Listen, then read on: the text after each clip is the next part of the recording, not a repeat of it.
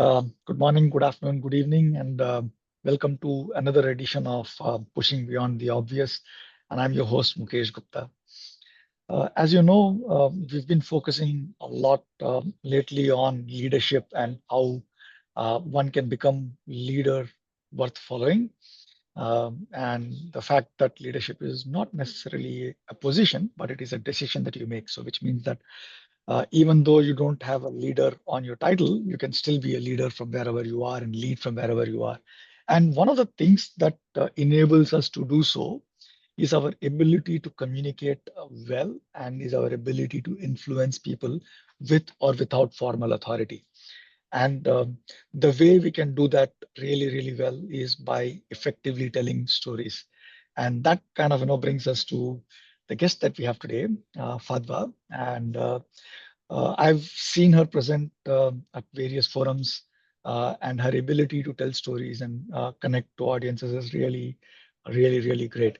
So, without further ado, I'd like to request Fadwa if you can just quickly introduce yourself and share a little bit about the body of work that you've done so far. Sure. So thank you so much. So my name is Fadwa. I'm from Saudi Arabia and I'm based in Riyadh. And I am a teacher, so I teach executives business storytelling. But I wasn't always, a writer or a teacher. The last 2 years, I worked at SAP, and I was actually studying the future of work. And in my job, I noticed three things.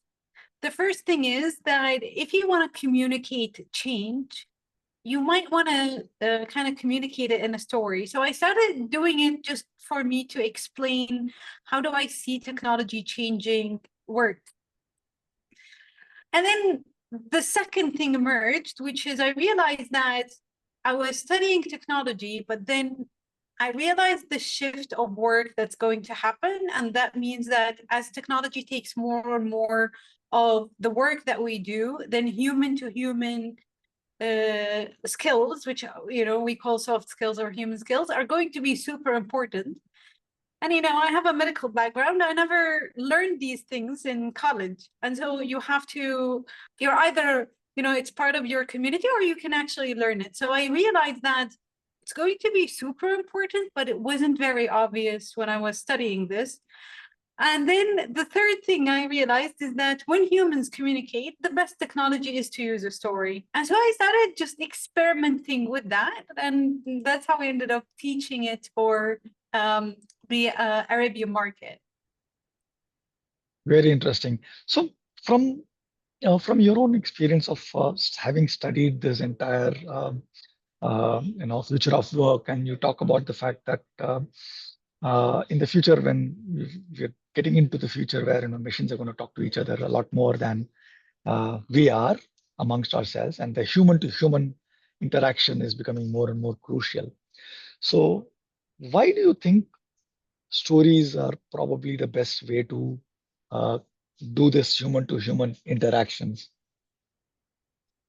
Listen, so part of me is a storyteller and the other part is a nerd. So I think about technology a lot, right? And the way I explain storytelling is that I believe that when somebody just presents you with data, like had I just explained what I just explained with you in data, where I say like 75%, 60%, then I give you facts, your brain tends to skip over it because it's just too exhausted of all the messages that it receives. Naturally, it wants to wander and daydream. So we spend 30% of our time just daydreaming. Now, if I invite you into my story, then what happens is that need for daydreaming is part of what I am trying to communicate with you. And I just get you more engaged and then I just improve my impact and I improve the productivity of my team, et cetera, et cetera. But if I were to break what happens when we don't do a story, right? So if I give you all these facts and I'm just sending it to your brain, then it's as if I'm putting a lot of messages in a bottle and then I'm throwing it in the sea and hoping that you would catch it at the end of the abandoned island that you're in, right? Because that's what communication is. It's either something that brings us together or it separates us apart. And then I studied all these neuroscience things, and I realized that our brains are like smartphones, and storytelling is like 5G. And so the best way for you and me to communicate is through Zoom or FaceTime. And so storytelling as a technology makes sure that you get exactly what I want you to get, because you get to empathize with everything that I'm saying, and you get to understand how much passionate I am or vulnerable and all of these things. Yeah, and it also boils down to seeing when you're communicating face to face. It is not just about what is being said or what is being heard. It is also about the tone. It's also about the facial expression. It's also about how you show up as well, right? And so it's fairly well known in the community that storytelling and when you communicate in stories, you tend to reach a lot more people. You tend to have a lot more impact. But still, I don't find enough leaders um, building or developing this ability to tell stories well. So even today, when you go to uh, conferences, when you do internal meetings, there is a lot of data being thrown at you, but not that many stories. So why do you think that is? Even though we know that this is more effective, even though we know that this is more easier to do, to tell a story than to remember all these facts and figures and kind of do all of that, we still end up not doing that enough. So just want to check, why do you think that is? I don't really agree with you, Mukesh, because the thing is, I started this business thinking that everyone is a storyteller, right? So if I was grabbing lunch with you, I would just tell you what is it that I do in a storytelling format. That's what makes long form podcasts super fun, rather than me reading, your company page or something official and boring. But I think there is like at some point, we all agreed that the minute we walk into work or we put a slideshow, we just stop the storytelling ability and we start providing data. And so, what I do when I work with my clients is I take that assumption away and I was like, let's not use data and let's put it in a format that people actually understand. And I believe that this is natural, like I do have some principles and things that, I give in courses and I talk about and I teach people. But I think that when people tend to realize that the essence of connecting with humans is communicating, they tend to know how to say things. Now, the caveat is not about your ability to tell a story. The caveat is your ability to listen. Like maybe if I have 10 clients, 8 of my clients, I would just work with them on listening. Because let's say that you're an executive and everyone in your team just pulled together this amazing keynote for you to deliver. You cannot give the same messages to your shareholders, to your partners, to your employees, etc. And if you don't listen to what people are asking you, then you're just not a good storyteller. Even if you worked from a very strong story that have been tested with a focus group, etc., you have to listen to what people are asking you. And then I kind of said, okay, so if that's the caveat, why are people not listening? And then I realized that it isn't very obvious for people to know how to listen. So I just came up with a very simple 3-step framework to actually teach people how to listen. Now, once I understand exactly what you're telling me, sometimes I don't need to communicate because you felt heard, you felt seen, and you felt understood. And then you will come up with your own, you'll ask me a question and I'll make sure that you feel that I heard you, and you will naturally want to do your own answer, or most of the time, like 90% of the time, I don't need to do any action except be present with you. Interesting. There are three things that I found interesting in what you just said. So number one, the three-step framework that you talked about, I want you to dive a little bit deeper on that. Number two, you said that as humans, we are natural storytellers.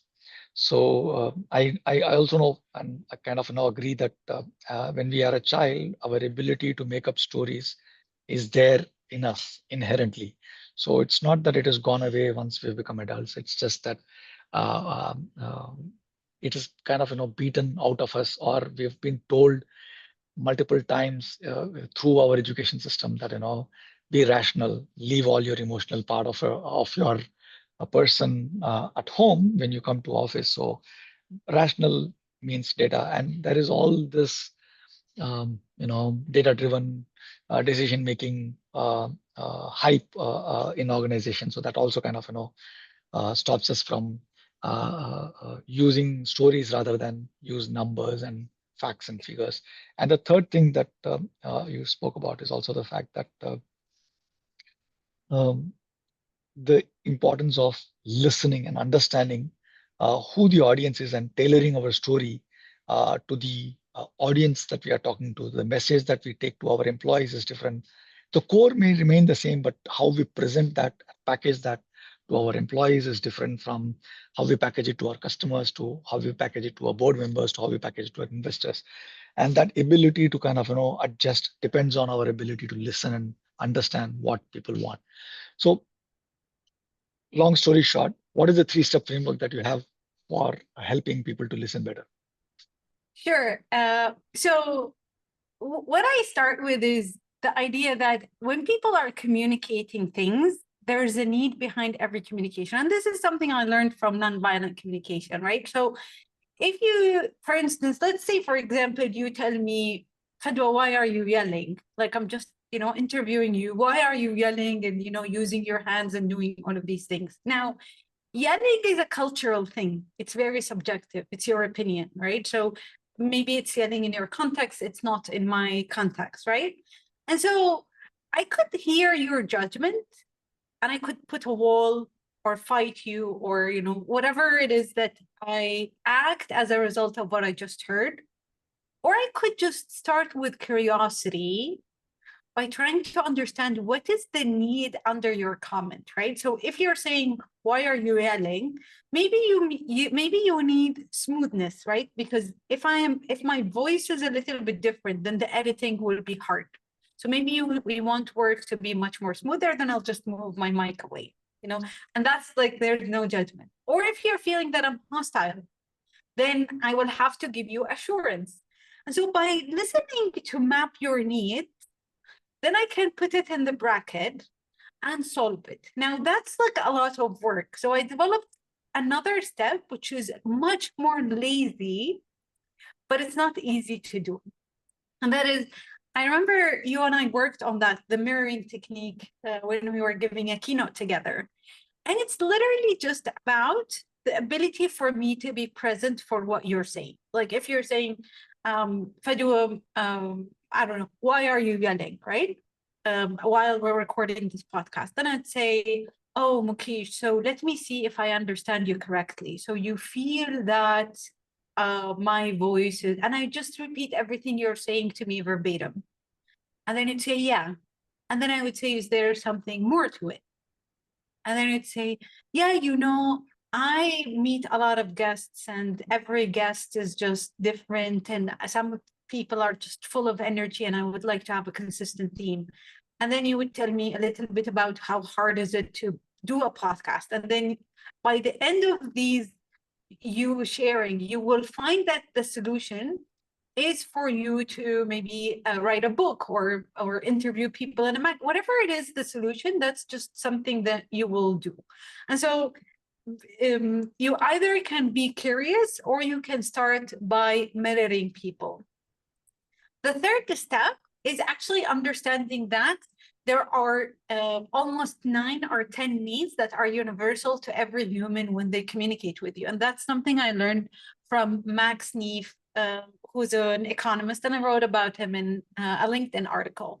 And it says that every human has 9 needs every time they interact with us. So if I am, for instance, pushing back on a digital transformation project that's coming my way, then maybe what I need is safety, and I'm missing safety. And so if you are piloting in my department and I'm pushing back, you not understanding that I need safety in case things don't go as promised, I will just look like a difficult employee for you. On the other hand, there is another need which is universal for human, which is participation. So if you just bring outside consultants and you do all this transformation without taking my input, then I might make it very hard for you for this project, to go in the cloud, because I just needed participation. And so if you listen with curiosity to understand the need, just mirror it to people when they just want to share. And third, kind of map it, then it's going to be very, very easy for you to communicate. And of course, there's other steps if you want to go pro, but that's like the first level, which I teach all my clients. Interesting. And when you talk to these people, your clients, so where do you think their difficulties lie? Apart from, I mean, of course, assuming that they are able to listen and understand what's going on, assuming that they want to get on a stage and maybe deliver a keynote, or in an all hands kind of tell a story about where the organization is going or paint their vision. So where do you see them struggling the most? So Is it in the I crafting think of the story, or is it in the delivery of the story, or is it elsewhere? so. The thing is, I believe that there is not one part to tell a story, or there is not one part to give a keynote. But because I coached a lot of executives, I realized that there is actually a framework that I can put together for people to succeed. So I came up with a 3-part plan that if people follow, they tend to struggle less. The first one is that every keynote can only carry one idea, because of the rule that we all know: if you confuse, you lose. Like if I tell you, Mukesh, what is the key idea behind my podcast, our episode today? And you say, oh, I want to talk about storytelling, and I want to talk about the future of work, and I want to talk about, I don't know, living in Saudi, or what is it like to drink water? Like you will come up with 300 things, right? And for the audience, this is so tiring in the brain that it's going to be very hard for them to follow. And so I ask my clients a question, which is, if your audience leave with one key objective, or they can remember one thing, what that objective is.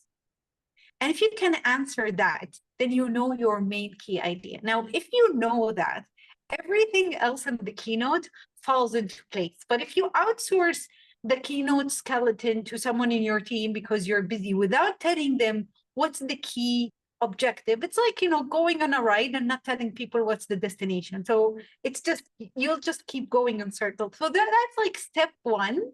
Like, what is the main idea? And you can write 300 objectives, right? But then you ask yourself, okay, so really after this one episode, if people come out with one thing, what's the one thing is? And then we follow step 2 and 3. Interesting. And so one of the things that I have seen when I watch really good storytellers or really good keynote speakers is that they have this um, habit of reinforcing the key message every 7 minutes or every 8 minutes or so. So if, let's say, for example, you have a 50-minute or a 1 hour keynote, they come at the same message from multiple angles and reinforce the message, which is what I think great communicators do. And a lot of times, even key executives like CEOs of really large organizations fail to do, because they are all over the place. They don't reinforce these key messages, and which leaves people more confused than they actually were before the start of the keynote as well.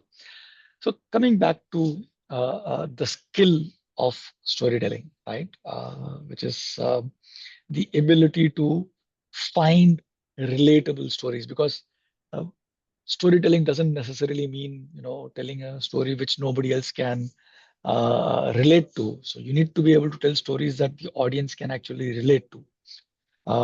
And I have realized that if we can actually come up with stories of our own experience, so in from our own lives, it's easy for us to tell those stories, and it's easy for the audience to kind of relate to those stories. So my question is, every time I talk to leaders around storytelling, they ask, okay, how do I find these stories? And how do I know which story to use when? So do you have any thoughts on how does someone find these stories and to decide when to Yeah. use which one? So the thing is, when I teach storytelling, I think about it in three segments, right? I think about it, it's the mindset, like how do I think about someone who tells a story, what kind of stories, etc. And then there are the skills, like my tone, my presence, and all of these things. And then the tools, should I circle one idea, how many times, etc. But I don't worry a lot about tools or skills because leaders are really smart people. They can figure it out once they get the mindset right. But let me tell you what happens when I don't tell a personal story, like before we go into where can I find a personal story, for you or me to be impactful, we have to be vulnerable and authentic. We just cannot, I cannot get to you if I am not vulnerable and authentic. And there's something about work that makes me want to shield myself. That's why I believe that public speaking is scary. It's not the fact that you're reading a speech, because if you're reading a speech and you ask three people what was said, they wouldn't know, except the PR person who's actually wrote it and now needs to send it to the newspaper. Everyone else does not remember what was just mentioned, right? And so I work with leaders on how to cultivate and how to be okay with actually being vulnerable enough. Like, I'm not saying go and cry on stage, but like, whatever it is that you come up with, like, if you're selling a technology solution, like what is the challenge for you that you would face, and then from there you can actually take people through a story or a journey. Now once I am convinced that I can be authentic and vulnerable, personal stories come natural, because that's what I never went to lunch or dinner and I said I will talk about these five stories, but I go to lunch or dinner with people that there is enough psychological safety, and stories fall naturally, if that makes sense. So absolutely makes sense. So then the next question, a follow-up question is, how does one develop the confidence and the ability to be vulnerable and on stage? I don't think you can go from zero to stage, right? And if you're an executive, you've done some practices, right? And if you follow an executive around, you will find that 60 to 70% of their time is actually talking to people or responding to people wanting to talk to them. And so I think these moments as moments of connecting with people, of being okay, holding a space, of being able to listen to people and to understand their needs. And then I test smaller concepts on smaller people as we go along. If there's like one big idea of, like for instance, in my messages that I use is that as technology takes over some of the routine tasks, human to human becomes important. If I say that to you and you say, Fadwa, what does that mean? Then I know that my message, although it sounds like a good tagline, it doesn't communicate anything.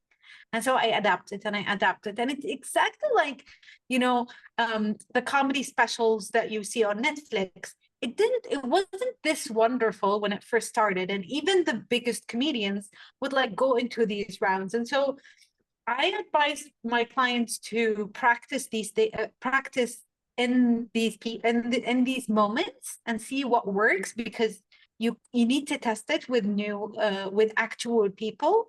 And if you're a person who has more time, I don't know about you, but have you been to a Toastmasters? Yeah, I have.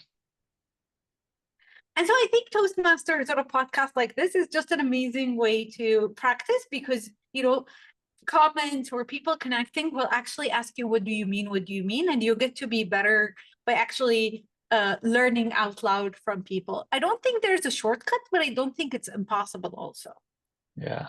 In fact, I think if I'm not wrong, yesterday I saw on YouTube that the winners of the Toastmasters World Speakers were announced. I think the winner was one lady who shared a story about how um, She was resuscitated from having a cardiac arrest, and she was on a wheelchair, and she won the Toastmasters World Best Speaker Award. It's interesting. Yeah, Yeah, very. and hmm, and so what else? I mean, when it comes to storytelling, is there something that you see really good storytellers do, which we can learn from? Number one. Number two, do you see or do you look at someone and uh, think that, okay, this is a great storyteller, and I want to incorporate some of the storytelling skills that this person has. So, any such person or anything else that you think is missing when we generally talk about storytelling? Yeah. So if you talk to storytelling where people develop it in theater, they will tell you about the seven principles and all of these things. And I think that these stories are amazing for a Broadway show. But for business, you want a story that achieves something, either moves people or make them buy or trust you, etc. And so I tend to teach people, if I'm teaching them storytelling 101 in the business world, I teach them the hero's journey. Like you face a challenge and then you find a guide, and this guide, gets you to do something, and you go into this journey, you win something or you avoid a loss. Now, a lot of people are very good at telling the story from their perspective. And that's a huge mistake that we make at work, right? So if I tell you, uh, I had all these questions, and then I started a podcast to talk to all these people, and now I have the answer. I put myself in the hero's journey as the podcast host, which is amazing for me, but it's not good. The audience are sitting and saying, oh, he made this podcast for himself. I'm not going to watch it. But what should happen in business is that it's your story, or your business story is actually not about you. It's about the person The that you are customer. addressing. So they are the hero and you are the guide. And as the guide, you have all the knowledge, you have all the expertise, you bring all these guests to help people either win, so they become better leaders, or navigate a loss. Like what happens if your podcast disappears? Oh my God, I don't have all these leadership insights. Exactly like, um, Batman and Gotham City. In every movie, the hero is Batman and the guide is Alfred. Imagine if we watch a movie where Alfred is talking about himself and how he fixed the car. Like nobody wants to watch these things. We want to the Batman struggling and then Alfred coming up just in time to help him win or make Gotham City a better place, or overcome the trauma of losing his parents. And all companies, they do that very well. In fact, you asked me about the best speaker and the best storyteller. And if I ask any person randomly who's the best storyteller at work, they would tell you Steve Jobs. Steve Jobs was not born a natural storyteller, because when he launched Lisa in the 90s, I think, he took a page from a newspaper, and he went and talked about all the features that Lisa has.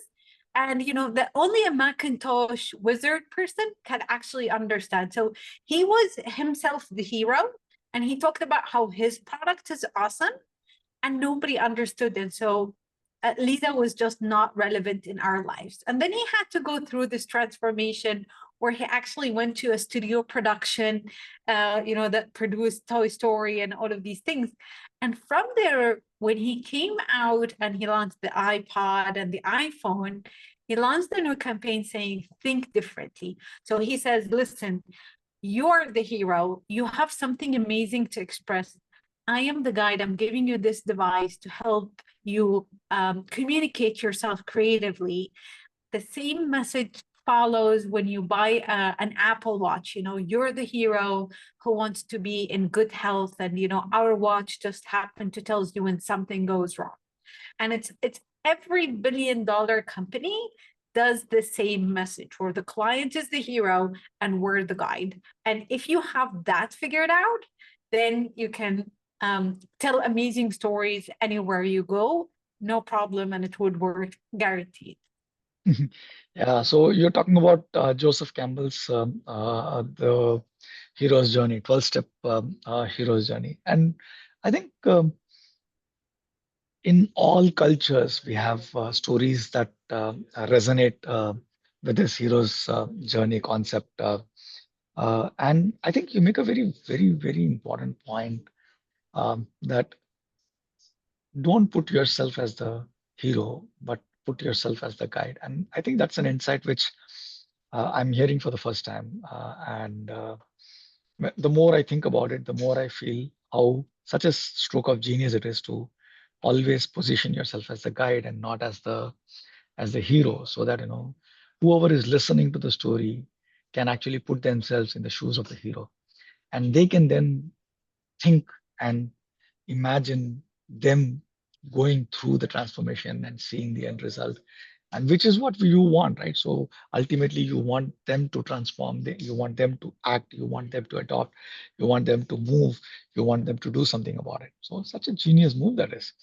Now, coming back to business storytelling, specifically, one of the things that you mentioned is that you don't go from zero to on stage keynote in one shot. That you need to be able to figure out what message works in multiple different settings. So, is there something that leaders can do inside intentionally in order for them to be able to test these before they go on stage? And where do they test? I mean, let's say, for example, do they do this in one-on-one meetings with customers? Do they do this with one-on-one meeting with employees? Or Toastmasters is different, but other than that, where do they test and how do they test this? And do they test it all at once, one at a time? I mean, how do you guide leaders to kind of do this? No, I'll tell you what worked for me, because I wasn't a leader who had, 3 people in comms, 7 people in marketing, etc. But I made it work somehow. I worked for 5 years in tech, and I did innovation, and then I did future of work, and I had to talk and give keynotes around the world, and they had to sound fresh and exciting in every cultural context, right? And so what I did is, every time I had an idea, and it was like I had the main idea and I wanted to stitch things together. Like when I talk about future of work, for instance, I say, okay, the future of work is about all the changes that happens in technology, applying it to an industry, and then every other challenge that humanity will face, like connectedness, like sustainability, etc. So these are the 3 main ideas that I'm testing, and I'm trying to figure out a theme. What I would do is I would use social media as my testing ground, because I didn't have budget for a focus group. So I would write some content on Twitter in Arabic, and I would do the same content in English, and then I would record myself in snippets and a video. And then I would see what people are actually asking me questions. And then I would say, okay, so this one resonated a lot with humans, with the internet. Then I now know that it's clear enough that I can take it across every keynote and it would make sense. And I remember I was asked to give a course on thought leadership. And I had this idea of if you want to be a thought leader, then you have to identify someone you look up to and then reverse engineer the process. And I couldn't explain this. So at one time I said, okay, so who is someone I look up to? And it's Oprah. And so I came up with this concept called who's your Oprah? Like when you think about your own way to show up and be a thought leader, who's the person you look up to? And then I tested this concept by writing it on social media. And then the interaction like spiked. And I was like, okay, so that's a message that could go across culture, right? And so I kept on iterating. And honestly, the internet made sense. From there, I realized that if you want to be a good speaker, you have to have something interesting to say. And to have something interesting to say, you have to be curious enough to look into something. And to be curious enough to look into something, you have to contemplate and not go into things judging them. And I realized that it's only through the research and writing that you get to have enough expertise that it feels very easy for you to actually communicate with people outside. And I think if you're a leader, and you're talking to your customers every day, you actually know the impulse, but you never took some time to reflect and write these key things down. And if you just write them down, these leaders have amazing marketing and comms team that will actually flush out these things. But you need to, the main ideas have to be your own. And I think that the internet or human to human interaction is actually a very good way to know where to start from. Interesting. So, in fact, a side story there is that, when I started this podcast, I told myself that, I'll reach out to 5 people. And if even 3 of them agree, I will start a podcast. I had absolutely no idea what it means. I had no idea about how to list it on Apple Podcast. I had no idea about how to edit an audio or video file, but I just said, okay, I'll reach out to 5 people. If 3 people say yes, I'll launch a podcast. And all 5 of them said yes. And then I had to figure out how do I record this. I had to figure out how to edit this. I had to figure out how to publish this. And not just that, I had to also figure out what it means to be a podcast host. Do you just ask a set of prepared questions, or do you have a conversation with your people? Some guests want a fixed set of questions that you want to go through. Some guests want a lot more fluid conversations. You need to be able to contribute to the conversation as well. So a lot of it you figure out as you go along. And I think what you're talking about is also the fact that we need to be intentional about the fact that if we say something and it resonates with the audience that we are trying to engage with, we need to be intentional about making a note of it and reusing it elsewhere to see whether it is again resonating. If it is not, maybe do some A/B testing kind of a thing, which a lot of developers do when developing websites. But we need to do that the same thing with our messaging as well, to test which one of the two is doing well, and then continue to iterate and continue to kind of make it better and better and better, enough so that when we are on stage, we know exactly what would work. And you also brought up this interesting thing about stand-up comedians. I think what their process is very similar to what leaders need to go through as well. Sorry, you were saying something. The thing is, so everything you said is amazing, right? So you learn as you go, etc. But I think maybe in the business world it's a little bit different, because executives don't go and skill up because it's fun. They're not doing it because they want to learn snorkeling on a vacation. The stakes are very high when they want to skill up in communication and to make their presence. So I noticed that it's really a problem of productivity, because in my own job, I worked with very high stakes moving projects. And I realized that two teams, because I had some regional and global roles, that two teams would do exactly the same work, but it's that 5 minutes with an executive that would determine whether they get the budget or not, whether they do the sale or not. And then I realized that I was actually being pulled in projects I knew nothing about, but I was asked to be the one who presented. And that's when I realized that your ability to impact actually means that higher productivity, and your ability to use the time wisely when you meet with people in your team and they know exactly what you want them to do, and they know exactly what steps, or they actually feel inspired enough to carry on your vision, then you're saving a lot of time. And so that productivity or being competent in your work means that more or less it's very essential, because all the writing and all the press briefs could be written by other people, but your presence, not just on stage, it's with your team, makes the stakes much higher.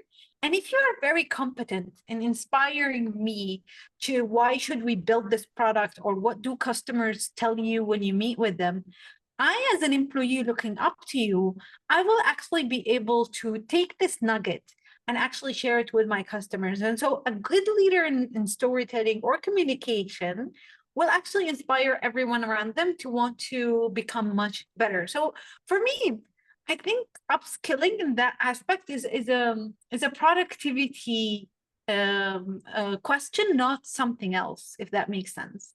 It does. I mean, it is also one of those skills which gives you, when done well, gives you disproportionate impact to the time that you put into it. And that is also one of the reasons why I personally feel that every leader should be intentional in learning and getting coached in good storytelling techniques. And that's also kind of brings me to the work that you do. So, how does one go about finding a storytelling coach, and what does a storytelling coach do for a leader? That's actually a very good question. So you use a story for something, right? So if you have an upcoming keynote, then you start from there. Or if you see that your message is not getting across, then you're like, okay, now I need someone to work with. In what I noticed, because executives tend to be very busy, a coach is someone who will meet them in the flow of work. So they will help upskill them and build these skill on a one-to-one coaching, which is, it's the highest, you learn the most because this solution is catered to you. Other companies or other executives who can offer more time, they tend to attend workshops where you learn a concept and you apply it with a group. And so you get to retain 70%, then you've upskilled enough to test it. The third, which is reading, I tend to make sure that a lot of my content is actually available in both languages, because if you read, you might retain 5 to 10%. But I think that I saw across every region storyteller coaching that actually work either in a region or in an industry. And I thought, oh my God, this is so interesting, because when I built Turwa, I was like, I could be a good coach and teach everyone storytelling, or I could be an excellent coach and teach it pertaining a culture on our industry. And I realized that I am very, very good when I focus on a region. And I meet other business storytelling who are very, very good when they understand an industry, because the examples that they give is relevant and all of these things. And so I think that if someone content or messages appeal to you, that thing that appeals to you, you can actually learn, if that makes sense. So I think it's very, very personal to every executive. Interesting. So, given that we are maybe about 15 minutes that we have time for, so I want to shift gears a little bit and come to the questions that I generally ask all our guests. So, can you share with us either a resource or a person or whatever that has had a significant impact on your ability to tell good stories in business? Yeah, so I think I've read a book maybe 3 times. I also teach it. I write a lot about it. And the book called Building a Story Brand by Donald Miller. And Donald Miller takes the hero's journey and says, okay, it's not about you, it's about it's about the audience. And then he explained in courses and in his book a step-by-step process.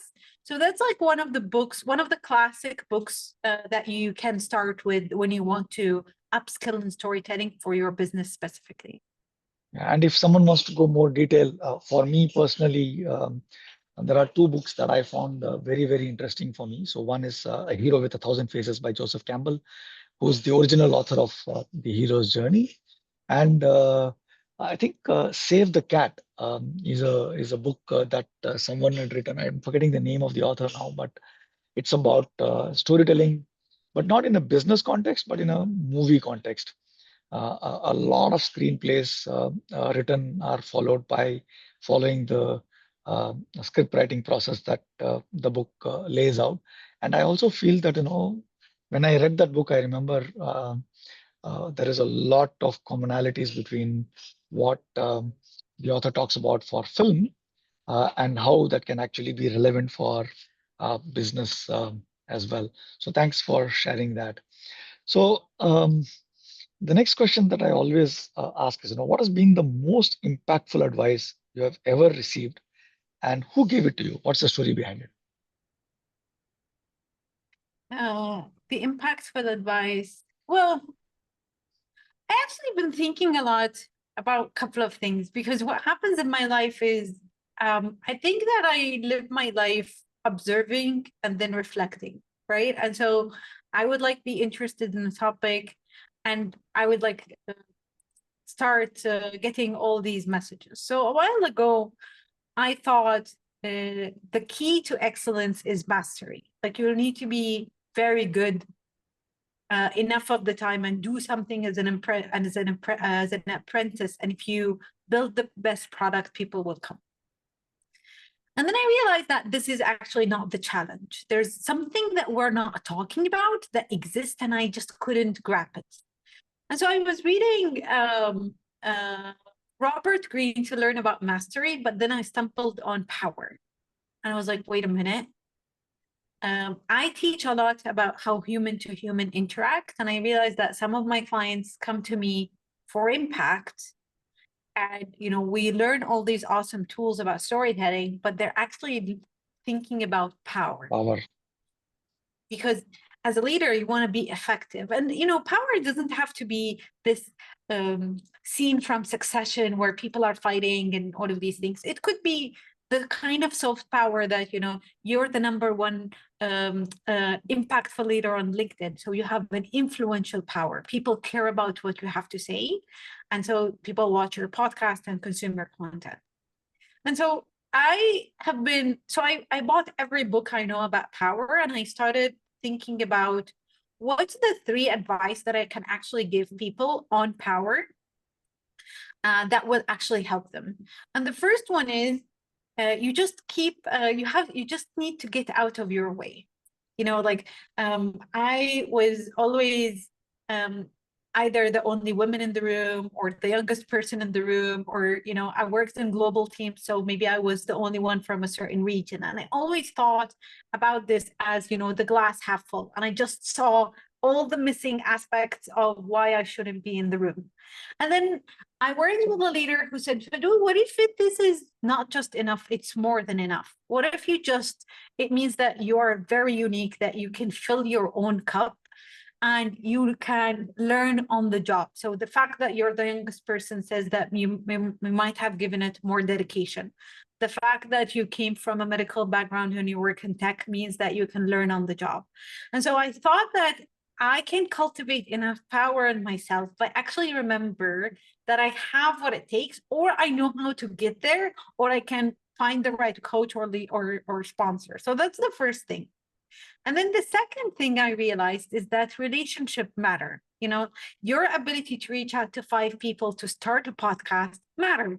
And you didn't reach out to people or new people just because you wanted a podcast to be recorded. You know, I have known you for 3 or 5 years, and I trust you blindly that when a request from you came, I was like, I prioritized your request over everyone else. And so relationship work as a source of power, when you cultivate it throughout time, and it doesn't have to be deceptive, it just needs to be natural. If you're generous with your thoughts on LinkedIn, then like-minded people will find you and you'll start creating a community. The third thing that I realized when it comes to power is that you just need to be a little bit insane. You know, like you need to be optimistic. You need to be a dreamer. You need to be the kind of person who says, I don't know how to do a podcast, but if 3 people will come up, I'll figure it out. And, you know, if we say that, for instance, let's take Turwa. I said, okay, I'm going to start a business that teaches business storytelling for the Arab world, and I believe there is enough demand. And we're going to be the best storytelling boutique firm for executives. There wasn't a model that I took on, and I didn't have even one course in storytelling. You know, I have a medical background. I worked as a futurist. I worked in innovation. It's not something that you can see as a natural projection, right? But because I said I'll work hard enough to cultivate it, I was able to hire the best team. And I went to the best clients and I said, listen, hire us, and if we are not very good, fire us and we'll refund the money. We obviously can't return your time, but I'll just give you all your money back.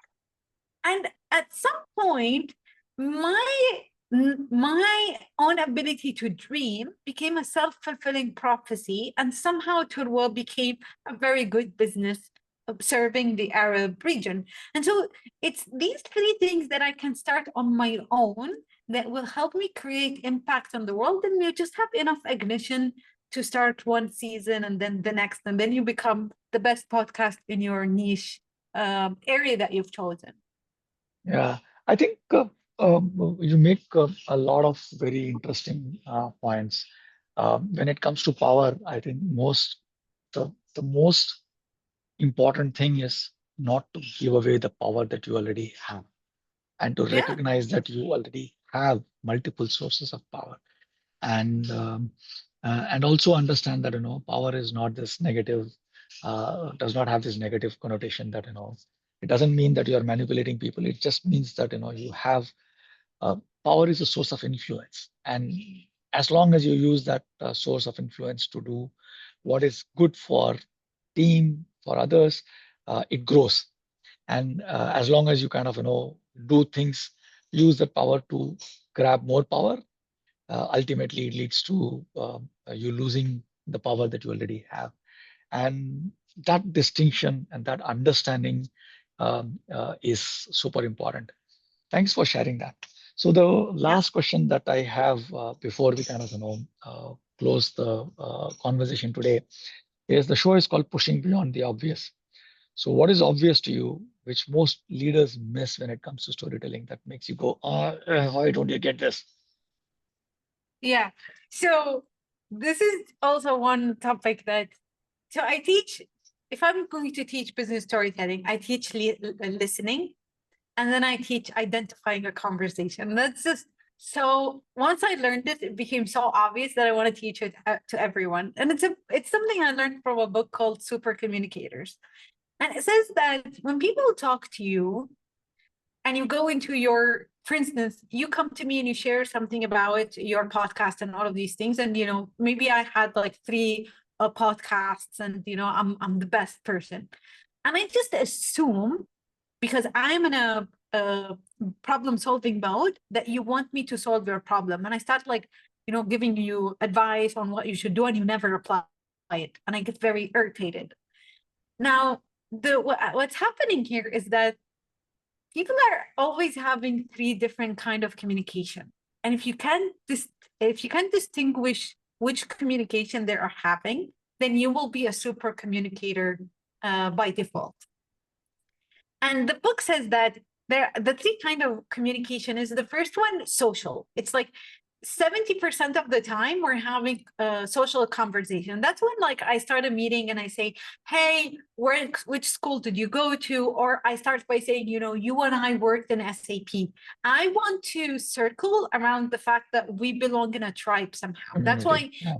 Harvard alum will tell you that they went to Harvard, or someone would write ex Google, ex McKinsey, ex. They want you to know what's their social circle, and 7 out of 10 conversation are just social. And so as a result, they don't need validation, or they don't need you to tell them how they can even become more Harvardy, by going and getting they don't need that. All what a person need when they're having a social conversation is an acknowledgement. So you tell me, oh, we went to SAP together. I say, yeah, what amazing days these were. That's it. Or yeah, just acknowledging that you went to Harvard is actually good enough for a Harvard alum to feel good about the fact that he went to Harvard. So that's like, understanding this would save a lot of time. And if you heard me, then I'm open and saying, oh, there's something about Mukesh that I trust. It's the fact that Mukesh actually listened and knew what kind of conversation I was having.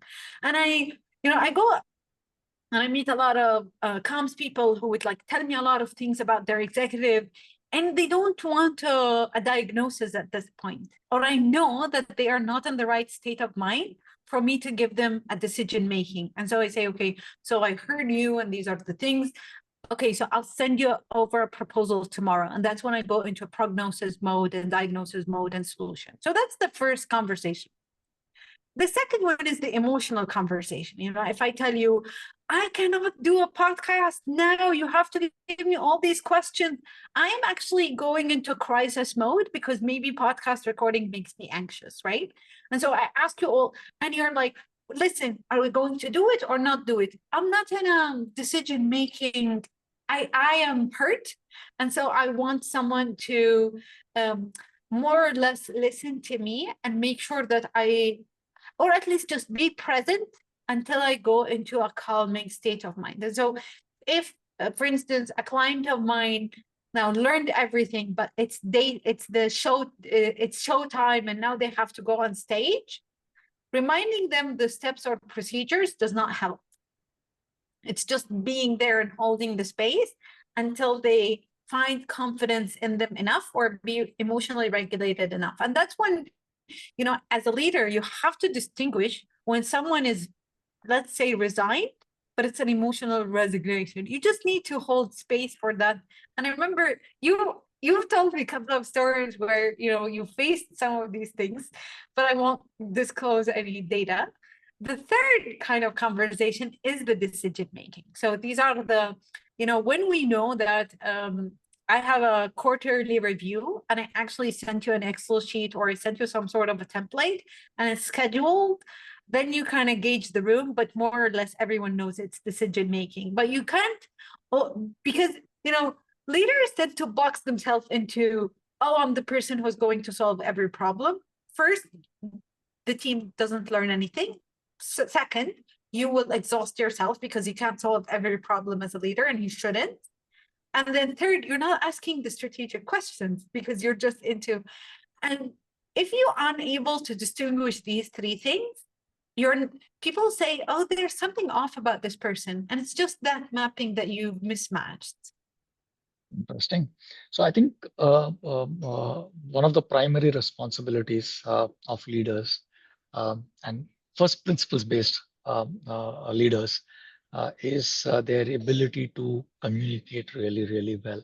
And they communicate to either inform uh, people about something, they communicate to inspire with a vision, or they communicate to be understood for whatever reason. So, and for the second two, which is the understanding part and the inspiration part, nothing better than storytelling and communicating through stories which are emotional in nature. That doesn't mean that there is no space for data-based, facts-based communication. There are people who understand and like data. There are people who understand stories better. And once you are able to find that combination, if you know the audience well, I think is when you hit the sweet spot. And the moment you hit the sweet spot, the impact that it can have is like 10x with least amount of input.